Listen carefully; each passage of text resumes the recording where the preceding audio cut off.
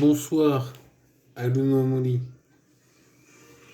Là, je vous rejoins pour une ciné-review de Space Battleship Yamato, le cuirassé Yamato au Québec, le vaisseau intersidéral Yamato en France, el, el bateau, je sais pas comment dire en espagnol, Uchu Senkan.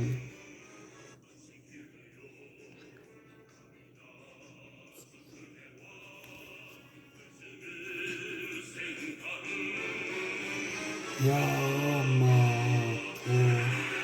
Donc Uchu Senkan Yamato interprète Isao Sasaki, inimitable, évidemment, même si on peut essayer. Donc le vaisseau Yamato, adapté de l'œuvre splendide de Leiji Matsumoto, très connu au Japon, moins connu en France, enfin, pas que les Matsumoto qui est mort récemment, donc paix à son âme. Et c'est l'œuvre majeure, c'est voilà, c'est Yamato, tu vois. Mais en France, c'est plus connu, par exemple, Albator, qui est bien, ou Captain Harlock, ou Harlock, ou El Capitan, enfin bref. Voilà. Donc, ce film, attendez, je vais sortir là. J'ai refait la vidéo, donc s'il vous plaît, on arrête de me déranger. Donc, c'est en 2199, donc il y a un conflit contre les Gamila. Alors, c'est qui les Gamila? C'est une race extraterrestre qui envoie des missiles sur la Terre, des missiles météores sur la Terre. Alors, ouais, alors, bon, ça fait un peu penser à Starship Troopers, c'est vrai que bon, Starship Troopers, je crois. Et donc, voilà. Bon, alors, donc, on voit des missiles, machin. Et en fait, il y a des mini-conflits, mais simplement, ça se situe par exemple sur Mars. Il y a une sorte de bagarre d'Algarad qui se déroule sur Mars. Alors bon, il y a le capitaine Okita qui est menacé, alors hop, il se sauve, mais in extremis comme ça. Il y a le capitaine, non, il y a un mec, je sais pas son grade exact, sergent peut-être. Bref, donc c'est Mamoru. Mamoru, c'est le frère de Susumu. Donc Mamoru, il se sacrifie, il meurt comme ça pour sauver son capitaine. Et donc il y a Susumu, c'est son frère qui, donc du coup... Alors Mamoru, c'est marrant parce que c'est-à-dire protéger. Donc tu vois, protéger, il protège.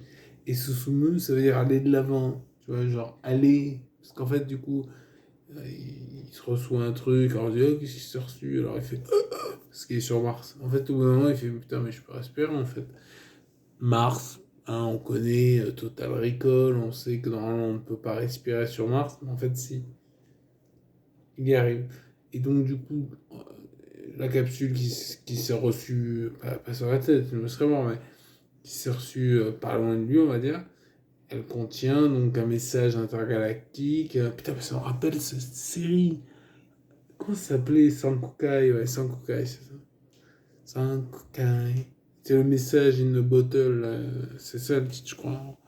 Enfin, ouais. Excellente série. Je ferai la review prochainement. Mais donc, Susumu, donc, voilà, il sort sur un message. Donc, le message in a bottle, ça contient quoi? Les coordonnées pour aller à Eskandar. Eskandar, c'est quoi? C'est une planète où ils disent, ouais, on veut vous aider, les humains, machin.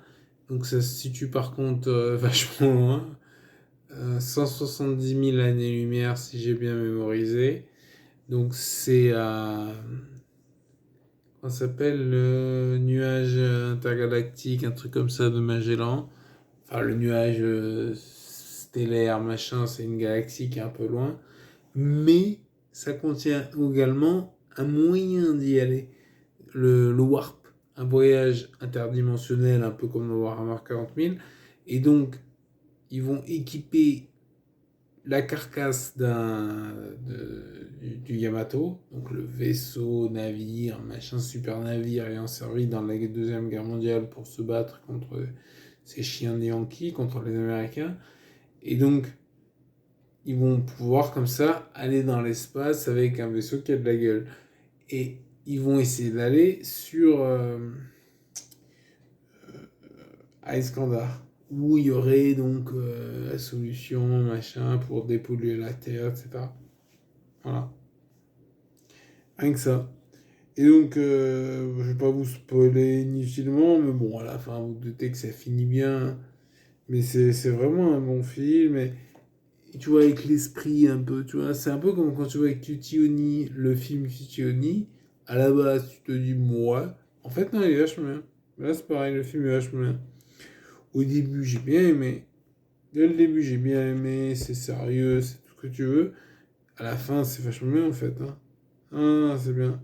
Et j'avais jamais vu de truc complet de, de Yamato. Et du coup, tu vois, ça te transforme. Enfin, ça te transforme, faut exagérer. Mais en tout cas, c'est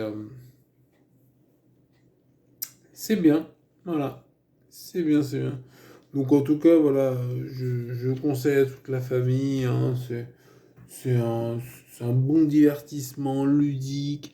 Et ça vous permettra quand même de savoir un peu. Parce que, tu vois, c'est l'avantage genre de film, tu vois, c'est que tu vois en fait dans un film la série abrégée. Tu vois. Enfin, moi, je ne connais pas, enfin, je connais pas, je connais vaguement. Mais là, au moins, tu vois un film, tu vois le truc. C'est ça. C'est comme si tu voyais un film de Dragon Ball, ou genre, mettons, hein, un film Dragon Ball où au début, t'as un gamin. Putain, ça serait énorme.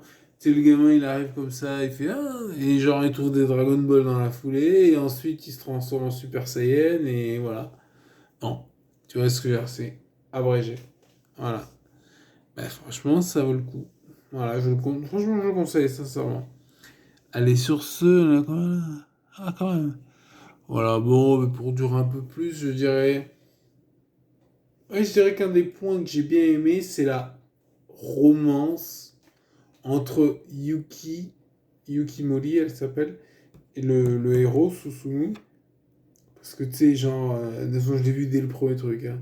Je me suis dit, là, non, tu vois, ils se regardent, genre, tu vois, genre, bon, après maintenant, c'est perdu en France, hein, on ne fait plus. Hein. Sinon, ça déplairait à certains. Et donc là, ensuite, non, mais ce truc marrant, c'est que moi, tu sais, je me suis dit, tu vois, ils vont faire, voilà, ils vont faire la chaise roumaine, quoi.